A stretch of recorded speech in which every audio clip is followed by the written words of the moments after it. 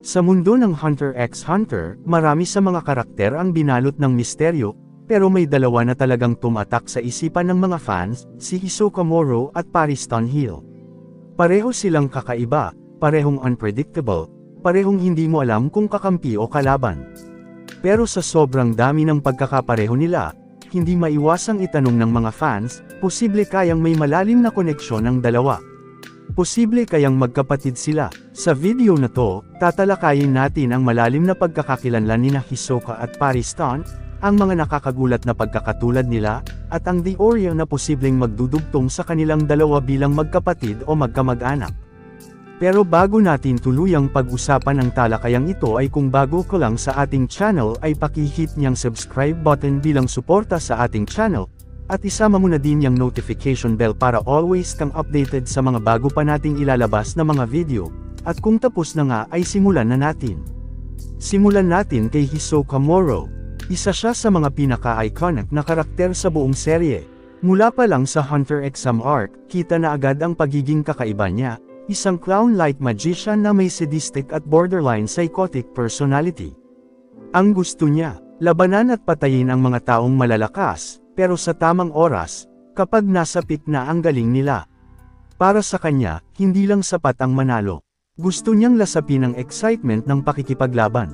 Ang kanyang nen ability na bungee gum ay may properties ng rubber at gum, pero ang tunay na banta kay Hisoka ay hindi lang ang kanyang nen. Ang tunay na banta ay ang kanyang unpredictability. Walang nakakaalam kung kailan siya seryoso, kung kailan siya magbibirong papatay, o kung kailan siya mawawala.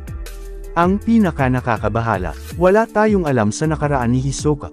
Walang background, walang origin story, walang pahiwatig kung sino siya bago siya naging ganito.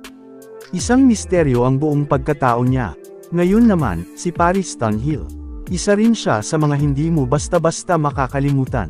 Dating Vice Chairman ng Hunter Association, at literal na kabaligtaran ni Chairman Netero sa personalidad.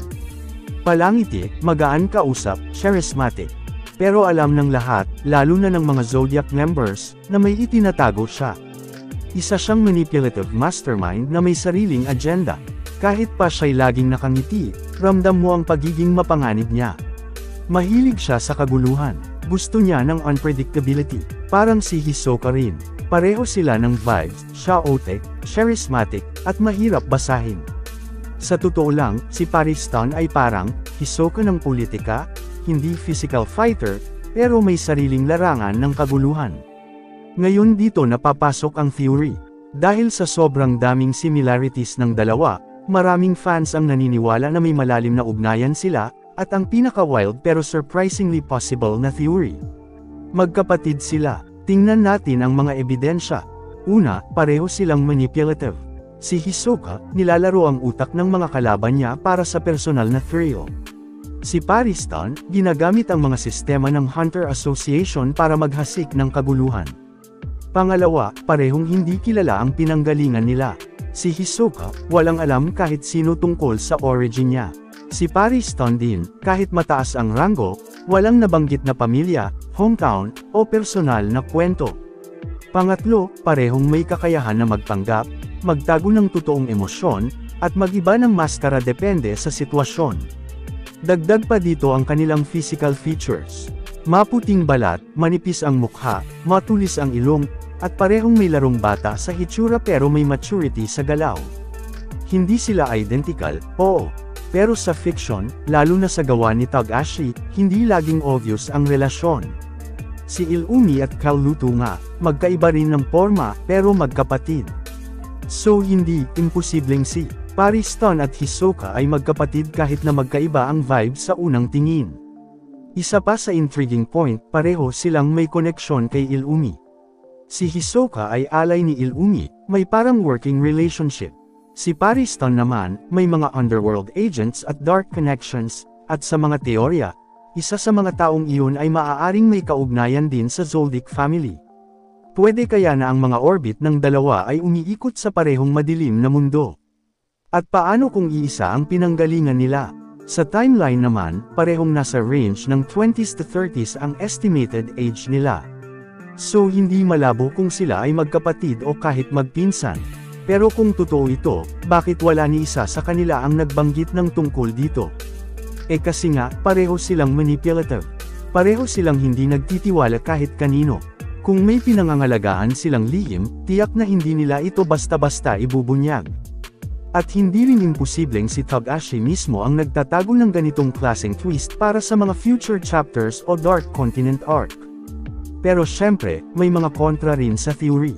Una, wala pang direct interaction ng dalawa sa manga o anime.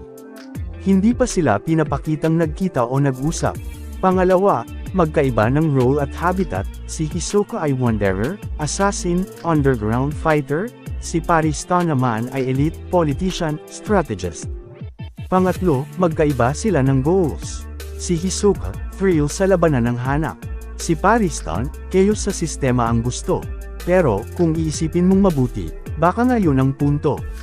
Magkaibang landas, pero iisang pinanggalingan. Magkaibang approach sa iisang core personality, gusto ng control, gusto ng gulo, gusto ng excitement. Malamang hindi natin agad makukuha ang sagot. Pero kung gagamitin natin ang logic ni Togashi bilang manunulat, palagi siyang naglalagay ng parallel characters, mga taong magkaiba pero may shared themes. Si Gon at Killua, si Kurapika at Chrollo, si Netero at Meruem. Pwedeng ang susunod na parallel na ibubunyag niya ay si Hisoka at Pariston. At kung magkapatid nga sila, isipin mo ang possibilities. Isang assassin clown at isang master manipulator na sabay maglulunsad ng kaguluhan sa Dark Continent. O baka magkaaway sila, at ang ultimate battle ay hindi lang laban ng fists, kundi ng isipan at impluensya. Ikaw, anong tingin mo? Magkapatid ba talaga sina Hisoka at Pariston? O baka pareho lang silang product ng isang mas malalim na sistema ng kasamaan sa mundo ng Hunter x Hunter? Posible rin bang may mas matinding twist sa likod ng pagkakapareho nila? Comment mo ang theory mo sa baba at pag-usapan natin.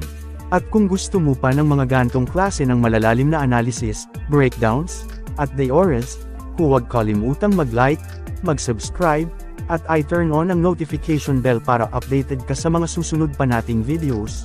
Mag-iingat kayo palagi mga kaibigan.